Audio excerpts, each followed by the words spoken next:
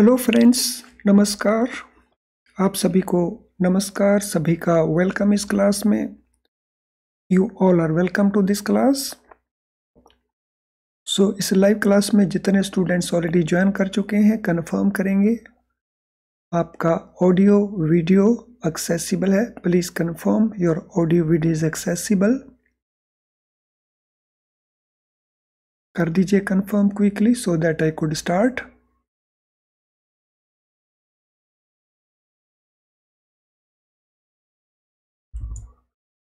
आज का जो हमारा डिस्कशन है वो Indian economy and Indian financial system module C chapter 22, इसके जो इम्पोर्टेंट क्वेश्चंस हैं उनके ऊपर हमारा ये डिस्कशन है। तो चलिए शुरू करते हैं आज का डिस्कशन। तो ये हमारा फर्स्ट क्वेश्चन है, banking regulation act section 35A किस चीज़ को डिस्क्राइब करता है? So what is section 35A of Banking Regulation Act about? It gives powers to RBI to initiate insolvency proceedings against stressed corporates. It gives powers to RBI to issue directions to banking companies for public interest. It gives powers to RBI to regulate banking policy, or it gives powers to RBI to manage any banking company in particular. So question number 1 के लिए answer कौन सा है appropriate? Read all options carefully और फिर answer करें। Question number 1,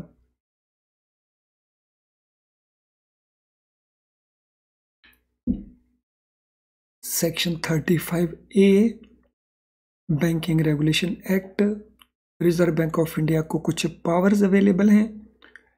ये powers किस चीज से रिलेटेड हैं?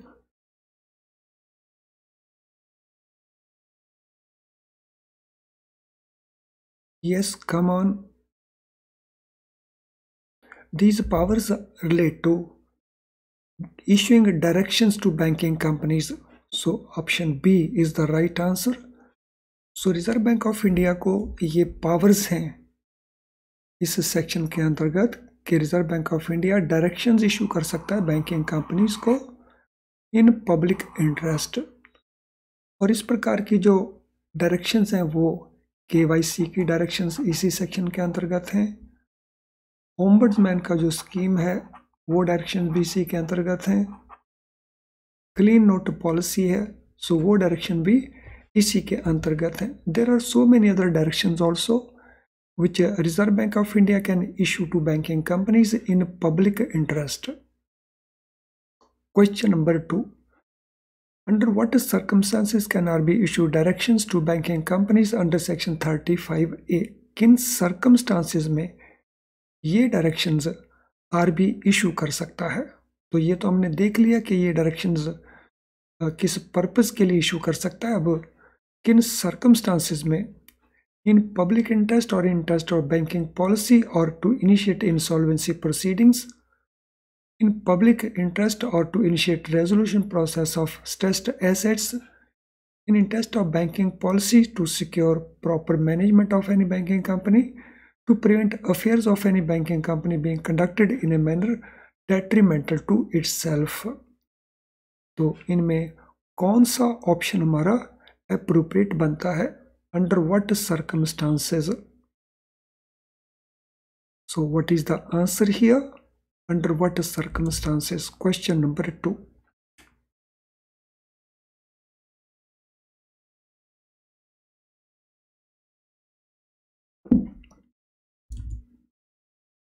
So here answer is A. In public interest or in interest of banking policy or to initiate insolvency proceedings. तो इसमें जो हमारा बेस्ट आंसर बनता है वो कोई भी नहीं है, तो इसमें हमारा आंसर नन बनेगा। बिकॉज इस सेक्शन के अंदर जो Reserve Bank of India direction issue करता है so that is related to in public interest. तो इस पर्पस के लिए ये गाइडलाइंस इशू की जाती हैं, तो यहाँ पे हमारा आंसर नन हो जाएगा। लेकिन अगर केवल इतना ही होता इन पब्लिक इंटरेस्ट तो फिर ये आंसर हमारा सही हो गया होता। Let us now go to question number 3. Can a banking company refuse to comply with the directions issued by RBI under section 35A? क्या कोई बैंकिंग कंपनी रिफ्यूज कर सकती है कंप्लाई करने से आरबीआई की डायरेक्शंस को under section 35A? Yes, these can be refused. No, they are bound to comply. They can comply partially or they can seek clarification before compliance. So, what is the best answer here? Question number 3.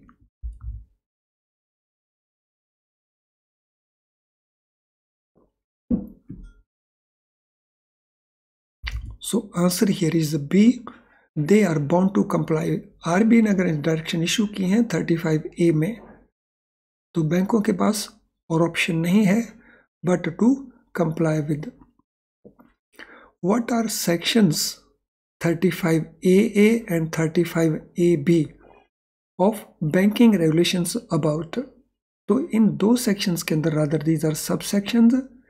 इन दो सब sections के अंदर किस aspect को explain किया गया है? They give powers to RBI to regulate banking policy. They give powers to RBI to issue directions for resolution of process of stressed assets. They give powers to RBI to initiate insolvency proceedings against any corporate entity, or they give powers to RBI to manage any banking company in a particular manner. So question number 4, ये दो sections या यूं कहें सब sections reserve Bank of India को किस प्रकार की अथॉरिटी प्रोवाइड करती हैं?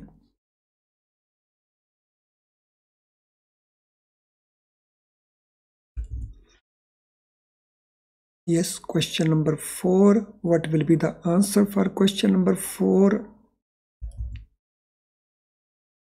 So answer here is B. So they give powers to RBI to issue directions for resolution process of stressed assets.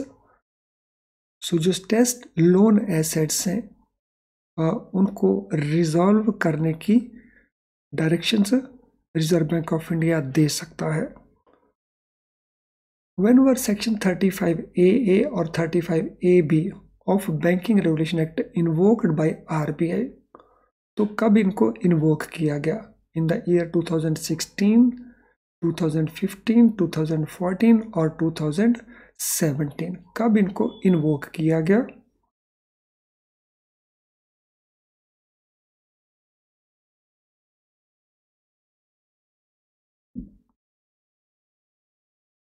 Question number 5. What is the answer? So this was done in the year 2015. What is Solvency and Bankruptcy Code 2016? Insolvency and Bankruptcy Code 2016, ये क्या है? What it is?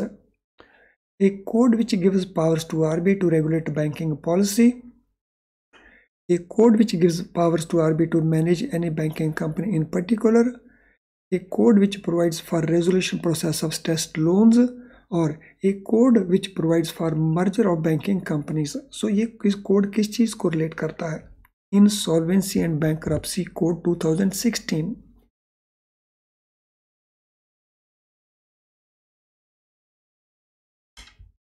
Question number 6.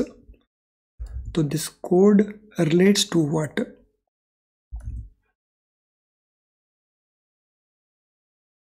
Yes, I'm waiting for your answers.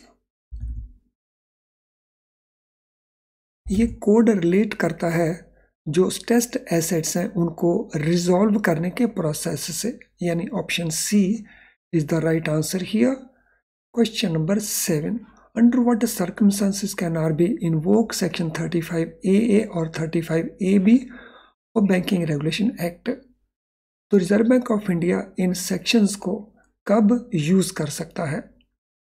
When it wants to initiate insolvency proceedings against any corporate entity, when it wants to regulate banking policy, when it wants to manage any banking company in particular, when it wants to issue directions for resolution process of stressed loans. So question number 7, what shall be the answer?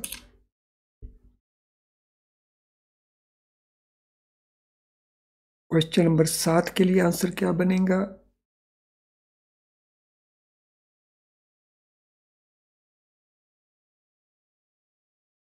तो answer here will be D, that is जब issue direction reserve bank करनी हो for resolving stressed assets. So option D is the right answer. What is asset quality review AQR in banks? बैंकों में AQR क्या है? Asset quality review.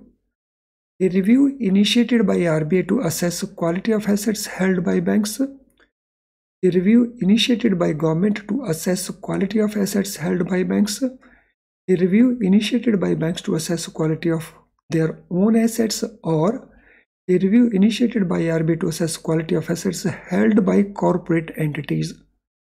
AQR in banks. तो ये क्या है? तो ये हमें बताना है क्वेश्चन नंबर 8 के लिए.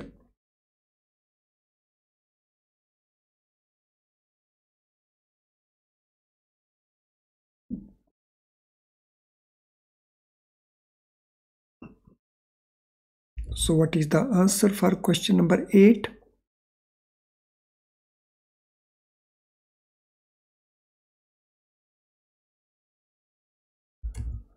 So क्वेश्चन नंबर 8 के लिए हमारा आंसर बनता है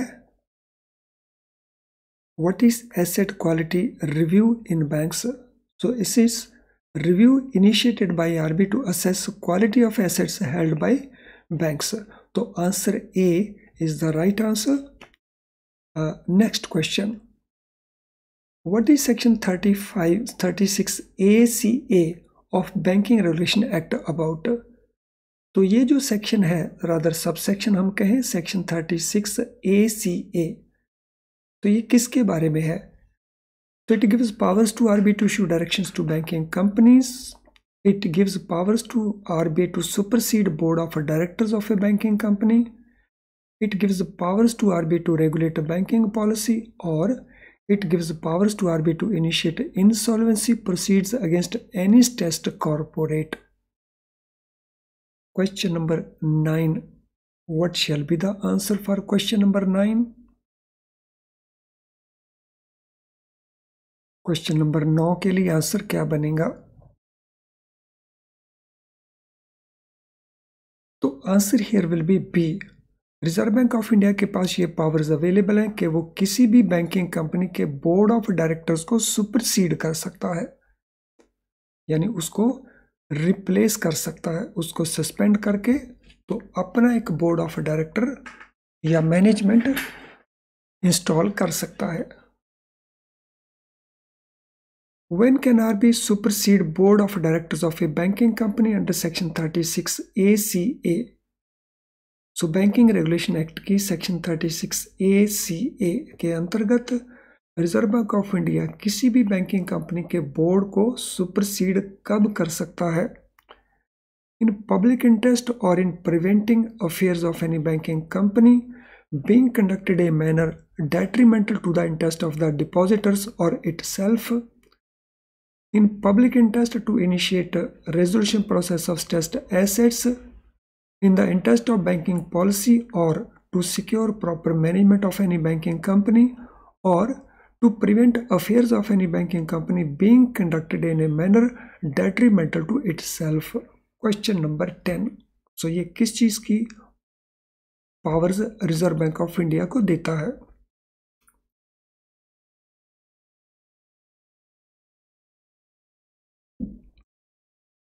रिजर्व बैंक ऑफ इंडिया बैंकों के बोर्ड को कब डिसॉल्व कर सकता है और अपनी अपॉइंटेड मैनेजमेंट को इंस्टॉल कर सकता है?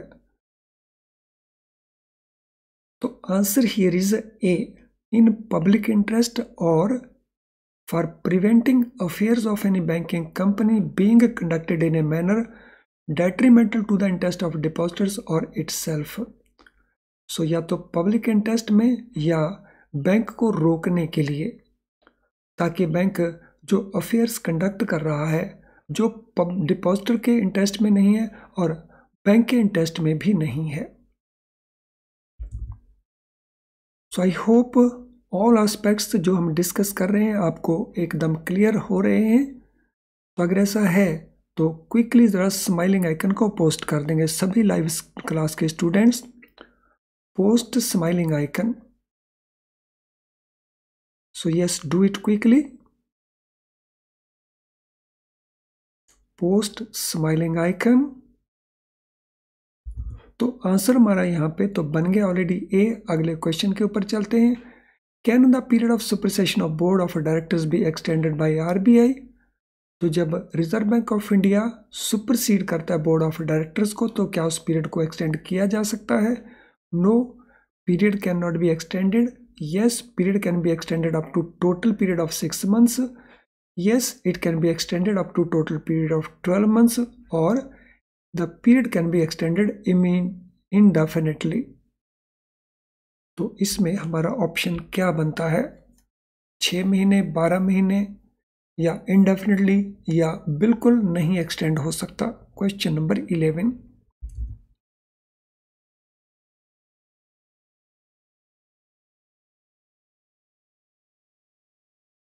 So answer for question number 11 कौन सा बनेगा? सो सभी स्टूडेंट कोशिश करेंगे रिस्पॉन्ड करने की तो उनको बेनिफिट मिलने वाला है। तो यहाँ पे आंसर हमारा बनेगा सी, पीरियड एक्सटेंड हो सकता है जिसमें टोटल पीरियड मैक्सिमम 12 months होगा। Who may be appointed as an administrator by RBI after superseding board of directors of a banking company? So banking company के बोर्ड ऑफ डायरेक्टर्स को अगर आरबीआई सुपरसीड कर देता है तो एडमिनिस्टर या administrator किसको अपॉइंट किया जाएगा? Who may be appointed an individual with experience in any field, an individual with experience in law, an individual with experience in finance, banking, economics और accountancy, an individual with experience in management और administration. तो कौन सा हमारा option answer correct बनता है question number 12 के अंदर? सभी ऑप्शंस को केयरफुली रीड करें और फिर आंसर करें।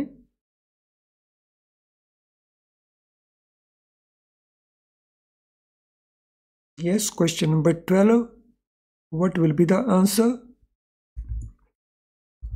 तो अपॉइंटमेंट करने के लिए उसको चाहिए एक ऐसा पर्सन जो फाइनेंस में, बैंकिंग में, इकोनॉमिक्स में और अकाउंटेंसी में एक्सपीरियंस रखता हो। तो answer C is the right answer. Let us go to question number 13। Which section of Banking Regulation Act covered nominations in deposit accounts, safe custody accounts and safe deposit locker accounts? Banking regulation act का वो कौन सा section है जिसमें nomination के provisions हैं deposit को लेकर के, सेफ कस्टडी ऑफ अकाउंट्स को लेकर के या सेफ डिपॉजिट लॉकर्स को लेकर के?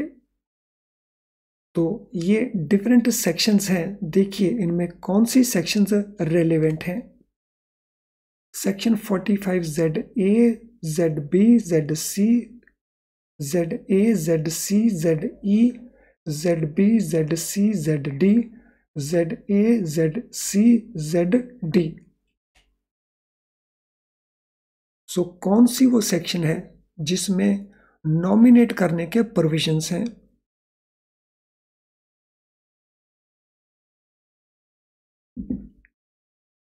Question number 13।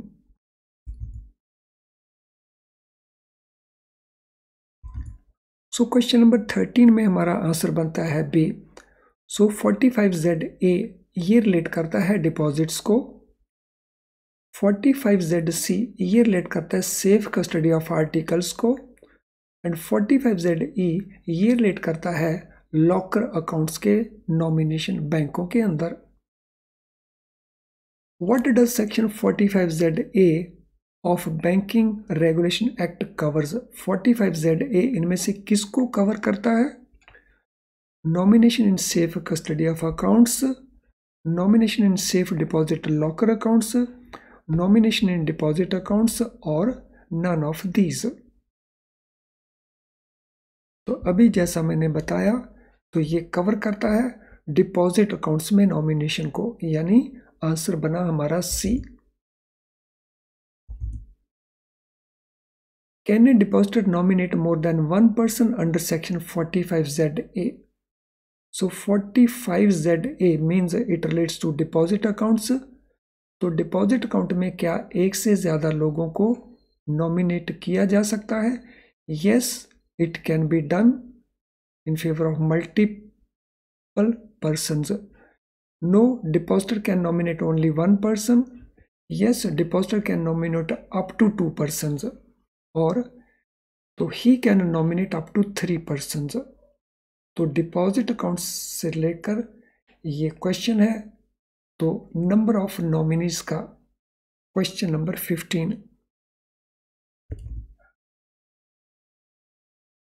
तो क्वेश्चन नंबर 15 में हमारा आंसर रहेगा बी. ऐसा नहीं है, डिपॉजिट अकाउंट में केवल एक नॉमिनी पॉसिबल है. What happens if banking company makes a payment to the nominee in accordance with provisions of section 45ZA? Banking regulation act की सेक्शन 45ZA के मुताबिक, तो यहाँ पे भी हम बैंकिंग रेगुलेशन एक्ट की ही बात कर रहे थे. तो अगर बैंकिंग कंपनी पेमेंट कर देती है नॉमिनी को under provisions of this law, तो उस केस में what is the situation? Banking company is liable to pay additional compensation. Banking company is discharge of its liability in respect of deposit. Banking company is required to obtain court approval. या banking company is required to investigate cause of depositors death. Question number 16. क्या answer बनता है?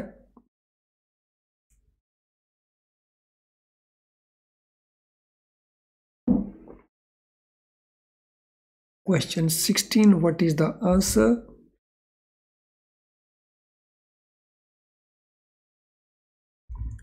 So answer बनता है B. सो अगर banking company payment करती है according to section 45ZA, that is payment to nominee, तो उस केस में बैंकिंग कंपनीज को अपनी लायबिलिटी से डिस्चार्ज मिल जाएगा. Means banking company will not be liable to any other person if payment is made to the nominee. Friends, काफ़ी सारे स्टूडेंट्स हैं जिनका अभी तक लाइक डिसलाइक कंप्लीट नहीं हुआ है. तो जिन्होंने अभी तक नहीं किया है लाइव क्लास के अंदर लाइक डिसलाइक को, वो कंप्लीट कर देंगे. फटाफट कंप्लीट कर दीजिए ताकि हम आगे मूव कर सकें. और जो इस क्लास के रिकॉर्डेड वर्जन को देख रहे हैं, तो उनसे भी मेरी रिक्वेस्ट है कि वो लाइक डिसलाइक के प्रोसेस को कंप्लीट कर दें. आपके लाइक डिसलाइक से जो बाकी स्टूडेंट्स हैं उनको एनकरेजमेंट मिलती है इस वीडियो को देख के बेनिफिट लेने की.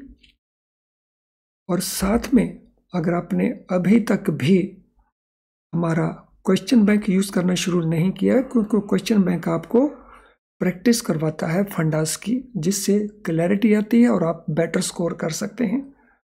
तो अगर अभी तक आपने यूज़ नहीं किया तो हमारी ऐप के अंदर ये आपको अवेलेबल हो जाएगा. इसको यूज़ करके ज़रूर बेनिफिट लें, अपने स्कोर को इम्प्रूव करें. यस कर दीजिए क्विकली जिन जिन का भी रहता है. मैं वेट कर रहा हूं सभी की. What does section 45ZC of banking regulation act cover? So section 45ZC किसको कवर करती है? नॉमिनेशन डिपॉजिट अकाउंट्स में, nomination safe deposit locker accounts में, nomination safe custody of article accounts में, या इनमें से तो किसी को कवर नहीं करता. Question number 17. क्या आंसर बनता है क्वेश्चन नंबर 17 में?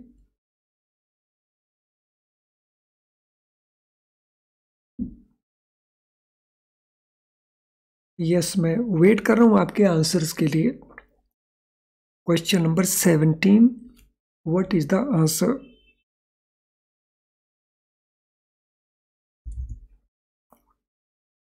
Section 45ZC. So they relate करती है safe custody of article accounts को. तो ऑप्शन हमारा बना C. Can a person living an article in safe custody nominate more than one person under section 45ZC? So section 45ZC के मुताबिक क्या एक person safe custody of article cases के अंदर एक से ज़्यादा नॉमिनी कर सकता है? Yes, person can do multiple persons. No, person can nominate only one person. Yes, he can nominate up to 2 persons. Yes, he can nominate up to 3 persons. So कितने persons तक ये nomination हो सकता है? Question number 18.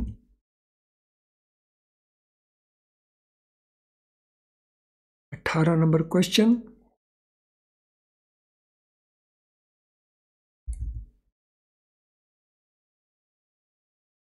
So in safe custody of articles में जो nomination है वो एक से ज्यादा नहीं हो सकता, तो answer is B, it is not possible according to section 45Z(c) banking regulation act.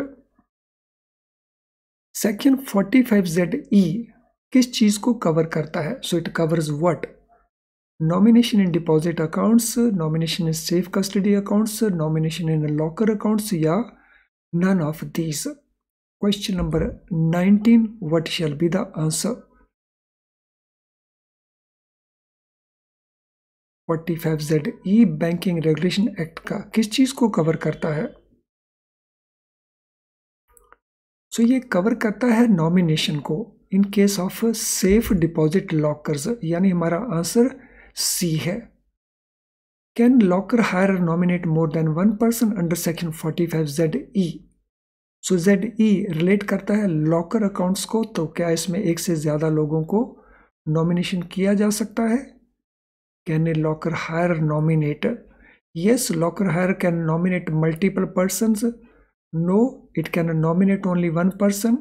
Yes, it can hire up to 2 persons और it can hire up to 3 persons। So क्या आंसर बनेगा हमारा क्वेश्चन नंबर 20 के लिए? What shall be the answer for question number 20?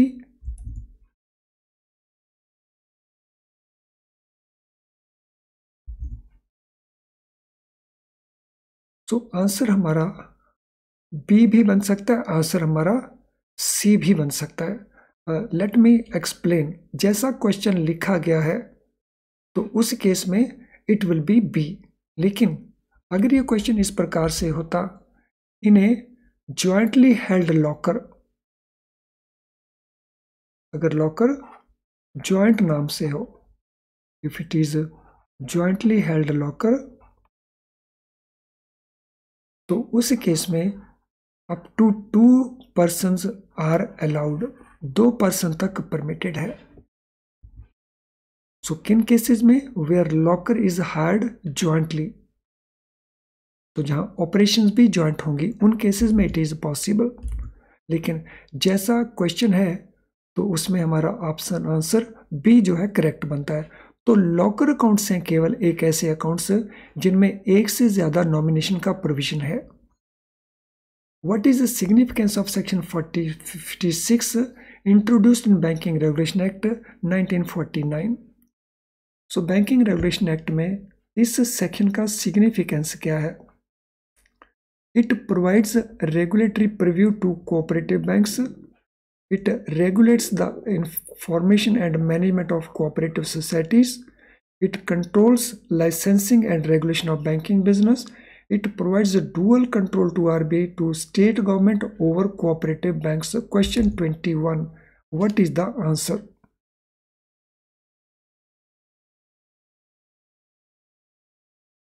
Question 21 के लिए क्या answer रहेगा? क्या सिग्निफिकेंस है सेक्शन 56 का? तो इसका सिग्निफिकेंस है क्योंकि थ्रू दिस सेक्शन जो रेगुलेटरी फ्रेमवर्क है रिजर्व बैंक ऑफ इंडिया का, that was extended to cooperative banks also. Last question, who has control over formation and management of cooperative societies operating in one state only? Reserve Bank of India, central government, state government या ministry of finance? So अगर कोई cooperative society operate होनी है one state के अंदर तो उसकी formation और उसकी मैनेजमेंट का कंट्रोल किसके पास होगा? तो ये आंसर रहेगा स्टेट गवर्नमेंट का, यानी option C is the right answer.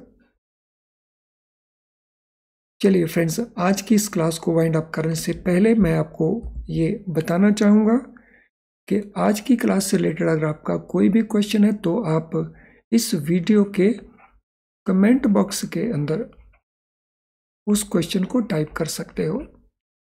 लेकिन अगर आपका कोई क्वेश्चन हमारी प्रोडक्ट्स को लेकर के कोई आपकी इंक्वायरी है तो आप इस ईमेल आईडी के ऊपर या हमारी ऐप का जो मैसेज बॉक्स है तो वहां पे आप अपने क्वेश्चन को टाइप कर सकते हैं। हम आपके क्वेश्चन का आंसर सूटेबली प्रोवाइड करेंगे और आपकी हेल्प करने की कोशिश करेंगे। तो चलिए अब इस क्लास को वाइंड अप करें। तो इस प्रकार के और क्वेश्चंस हम और सेशन में भी डिस्कस करेंगे। Thank you friends, all the best.